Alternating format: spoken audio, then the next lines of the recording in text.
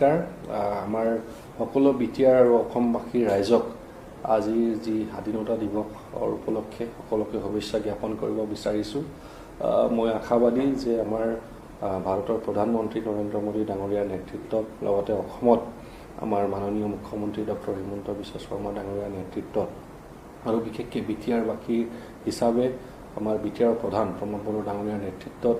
আমাৰ এইখন অঞ্চল সঁচাকে এটা ধুনীয়া এটা পৰিৱেশ পাবলৈ আমি সক্ষম হৈছোঁ মই অনুৰোধ জনাম যে আজিৰ তাৰিখত সকলোৱে যাতে দেশৰ প্ৰতি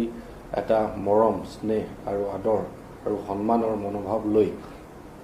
যাতে আমি আগবাঢ়িব পাৰোঁ আৰু এইখিনি মনোভাৱ থাকিলে নিশ্চয় আমাৰ এইখন অঞ্চলত শান্তি বিৰাজমান হৈ থাকিব আৰু শান্তি যদি থাকে নিশ্চয় আমাৰ অঞ্চলখন আকৌ উন্নতিৰ পথত আমি আগুৱাই যাম আমাৰ অসমৰ মাননীয় মুখ্যমন্ত্ৰী ডক্টৰ হিমন্ত বিশ্ব শৰ্মা ডাঙৰীয়া দেৱে আমাৰ অসম ৰাজ্যক টপ 5 ষ্টেটৰ ভিতৰত যেটো প্ৰতিষ্ঠা কৰিব বিচাৰিছে তেতিয়া নিশ্চয় আমি এটো সম্ভৱ হ'ব বুলি আমি অনুভৱ কৰিব পাৰিম বা চাব পাৰিম আৰু আমাৰ ভাৰতৰ প্ৰধানমন্ত্ৰী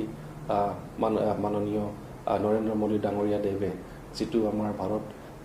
ৰাষ্ট্ৰখনক গোটেই বিশ্বৰ ভিতৰত শ্ৰেষ্ঠ ৰাষ্ট্ৰ হিচাপে এটো এটা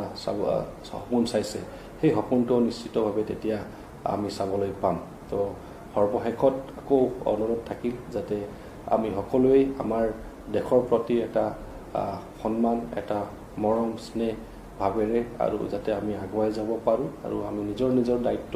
ভালকে পালন কৰি ভাল নাগৰিক হৈ যাতে আমি আমাৰ দায়িত্ব পালন কৰি যাতে আমাৰ দেশৰ প্ৰতি আমাৰ ৰাজ্যৰ প্ৰতি আমাৰ অঞ্চলৰ প্ৰতি যাতে আমাৰ সকলোৰে অৱদান যাতে থাকে তো সকলোলৈ আৰু এবাৰ মোৰ ফালৰ পৰা শুভেচ্ছা অভিনন্দন আৰু ধন্যবাদ